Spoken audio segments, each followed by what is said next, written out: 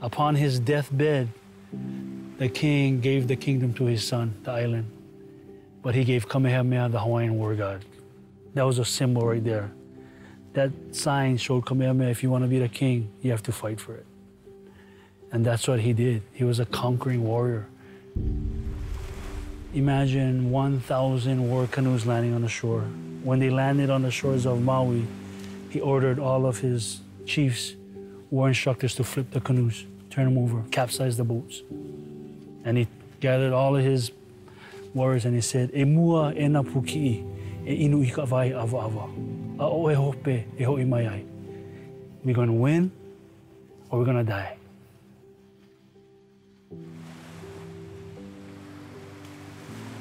When you look yourself in the mirror, you have a better understanding of who you are, what you come from, what you can be. Hey, I'm not supposed to just be here. I'm destined for greatness because of the greatness that came before me.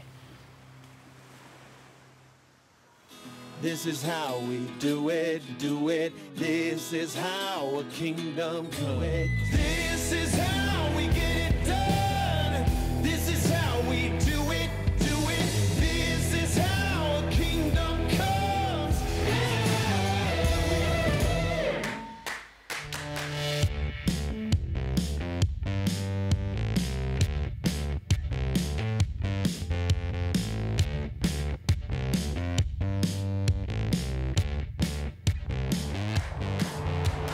Aloha and welcome to Honolulu, Hawaii. I know what you're thinking. Don't worry, I'm going to continue to go to these rough locations to bring you these episodes each month. I've taken on that challenge and it's a burden, but somebody's got to do it. Super excited to come spend some time with my good friend Tommy Heffernan. Tommy's the head strength coach at the University of Hawaii. He's been there close to 30 years. I've gotten a chance to get to know him through the years. As a young strength coach, having a young family at the University of South Florida, I was inspired by his story of walking 37 miles and doing a fundraiser for his daughter who has special needs each and every year. He's been a good friend through the years. He's a phenomenal coach. This is going to be a great episode. Sit back and enjoy. Tommy! What's up, man? How you doing? Aloha! Aloha. Good to see you, man. Thank you for coming out. Awesome, man. I appreciate you having us. I'm so excited to see you. We can go down and check out the facility and see what we can do. Let's do it. Let's All do right. it.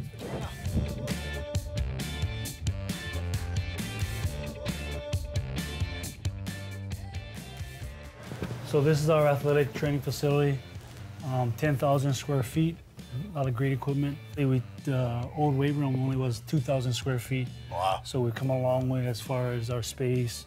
And we also have another one, so we have actually two facilities. We have great administration. I mean, they're always trying to figure out ways to get us funding so we can try and get the best equipment, put some new pieces in here that are functional. The main thing is functional. We don't have a lot of space, so we have to have a lot of equipment that's functional.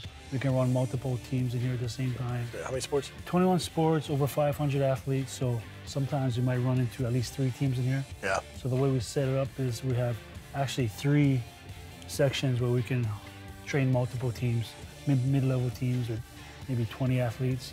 We have our dumbbell area, we have our middle area with the racks, and then we have our wood area. So if we have 3 teams come in, we'll accommodate them. If we have bigger teams, we'll take more of the weight room and limit the number of teams coming in to maybe 1 or 2. Right. We have a lot of sampling equipment, as you notice. Believe it or not, Brian Schroeder was my first GA. Yeah, I didn't know that. Here at Hawaii. So That's we go back along. We had those 18 sports and just 2 of us. So he was in the early stages with me, doing sports on his own. So he has a lot of experience, and they do a great job with their equipment. Very functional, strong, and most importantly, they're family business, so they give great customer service to it. You know, I heard the kind of the island vibe to the music this morning. And Well, definitely we have different types of music. Every sport, they have the different type of music they like to listen to, but I'll try and join my flavor. Every once in a while, try and set the tone. What flavor is that? Well, I like to go Hawaiian island reggae. Yeah. Sometimes I like to listen to rock. So I'll mix it up here and there. We'll go country. So, but I like variety.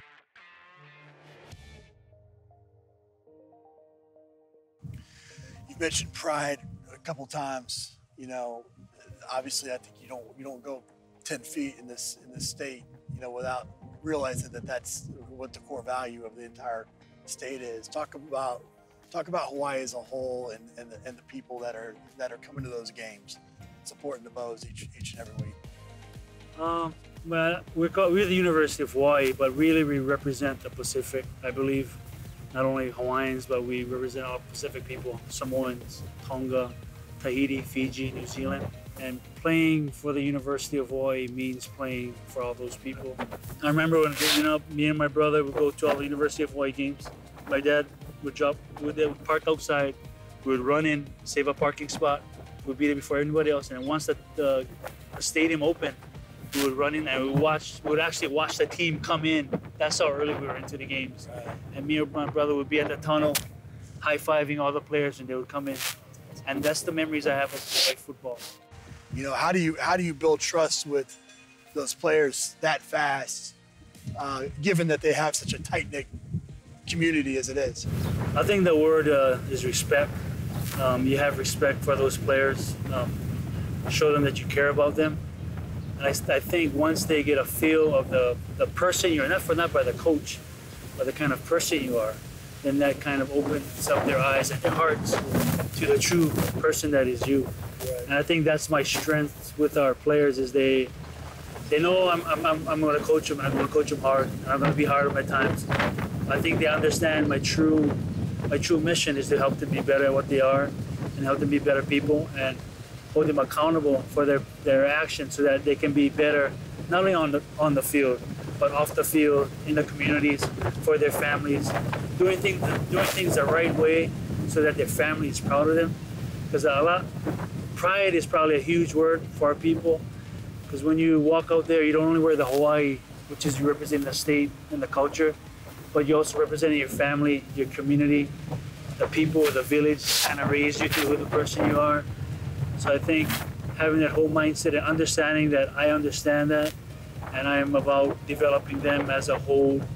I'm a part of the village. I'm not the village, but I'm one part of the person in that village, trying to get you to that next step to make you a better person, and not only a better football player or baseball player, but I want you to be the best person that you can possibly say at the end. When you leave the University of Hawaii, you can say, I did everything I could, I worked as hard as I can, and the experiences and the things that I learned at the university is going to help me make me a better person.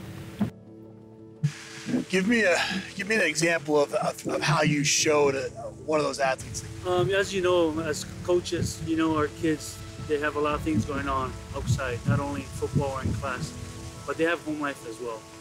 And a lot of times, things happen at home, like a death in a family, or when you're having problems with the spouses, or you're having just the everyday things that everybody goes through. Right.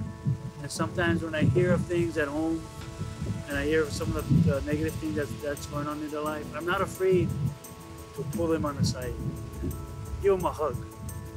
Right.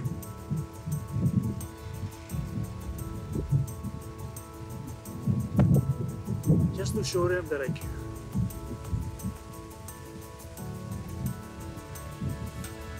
Why is that important to you? Why is it showing them that you care that important? Because they're young men. And we all went through tough times in our lives. And I want them to know that when they go through those tough times, I understand. And they can pull through it. And it might look dark, and things might not be as good as it can be, but there's tomorrow, and we're going to fight through it, and you're going to get through it. And I try to tell them that these experiences, the hard ones that they go through, later on in life, they're going to look through it and they can say, you know what, that was rough, but I fought through it. Right. And it made me stronger, it made me a better person. So that's what I try to not only be a coach, but I try to be a mentor for them. I try to let them know that I care about them. And I care about their families. Right. And I think they appreciate that. I don't have to do that as a coach, but I feel it's my responsibility to be there in times of need. I mean, I remember when I was young, my family life wasn't the greatest. I had problems, and I had awesome coaches that took care of me and my brothers when we needed it the most. And I remember that. I want to do the same for kids when I I see they're in need and they need somebody to step in and give them a hug, give them some encouragement to encourage them to move forward. You know, you've mentioned quite a bit about the Hawaiian culture and being outdoors and all that. When it comes to physical fitness, I would imagine that that's a major part of the Hawaiian culture as well. I mean, it's a warrior culture. It's a very, like you said, very outdoors. How have you been able to blend your passion for the science of strength and conditioning with the culture of fitness that a place like this has? Like I told you in our podcast, I try to incorporate a cultural component, not only about the physical, but the mental and the historical side of our islands, and tell them different stories about different kings, queens, ali'i. They came to this land, so they have a better understanding of who they represent. The last time I told you about Kamehameha, how he invaded Oahu from Maui. I'm going to tell you about Kekuaopio. The ali'i nui, they called them, or the high chiefs, they would have instructors assigned to them that would teach them different things regarding warfare, planting, the different seasoning, fishing. And for Kamehameha, he had his war instructor. His name was Kekuaopio.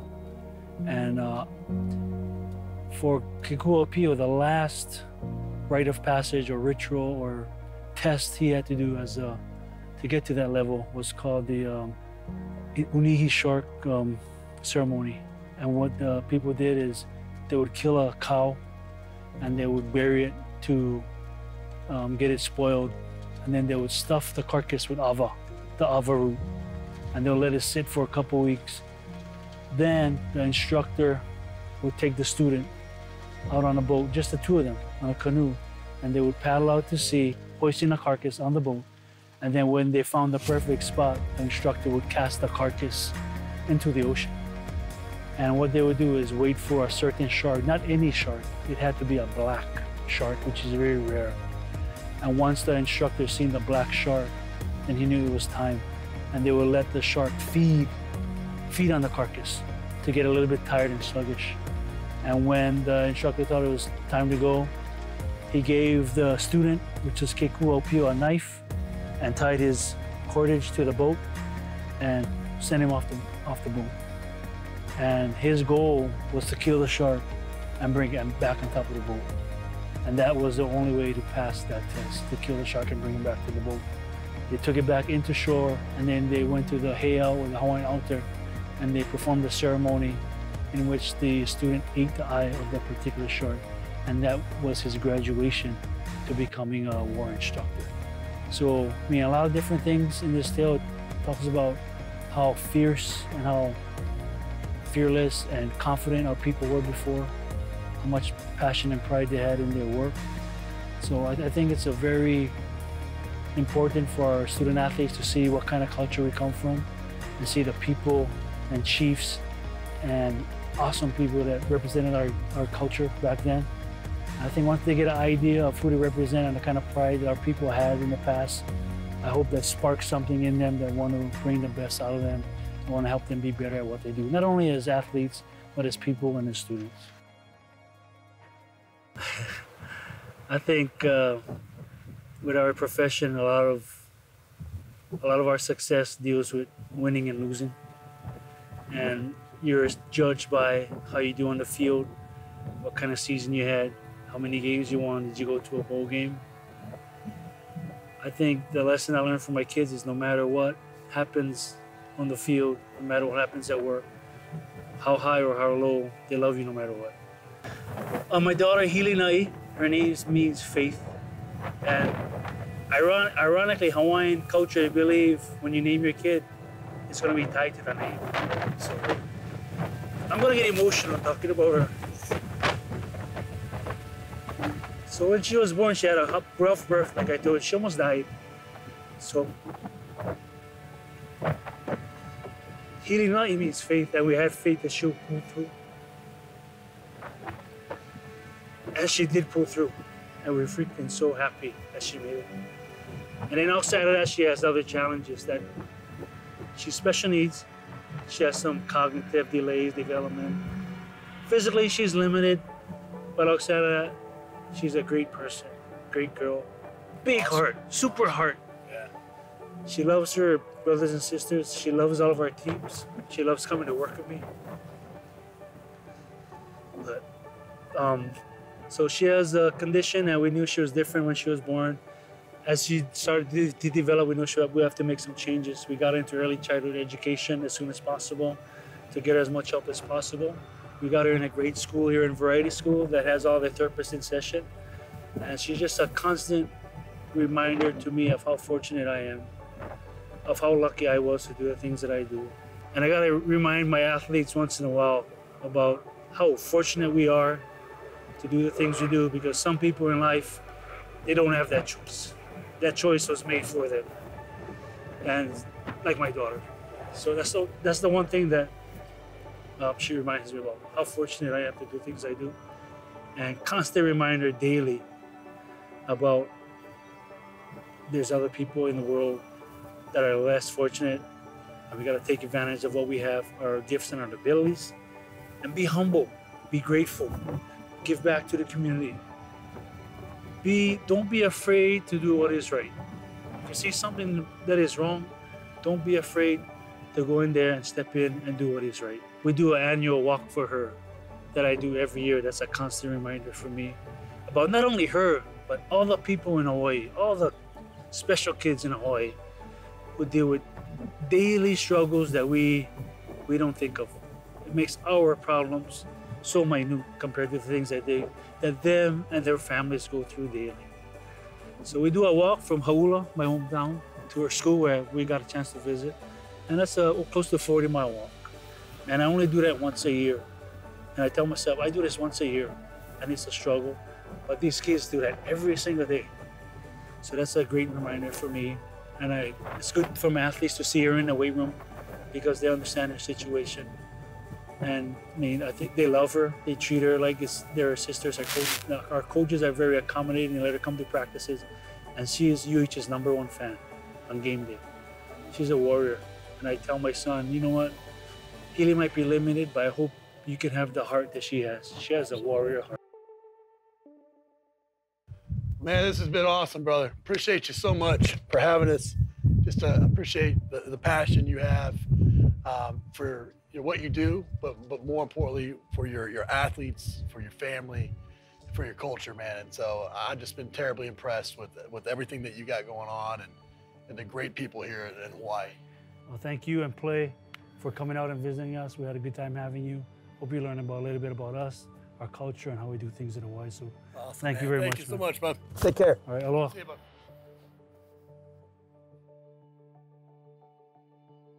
I mean, a strength coach is one title, but really, we're a lot of different things. We're coaches, we're mentors, we're somebody's friend, we're their dad in some situations, we're a counselor. I mean, we're somebody they can come to in times of need, somebody they can confide in. We spend so much time with our athletes, more than anybody else, more than any other coach in the off season, and they see us more than anybody else. And we have the most effect, I believe, on their lives as they move forward through our programs.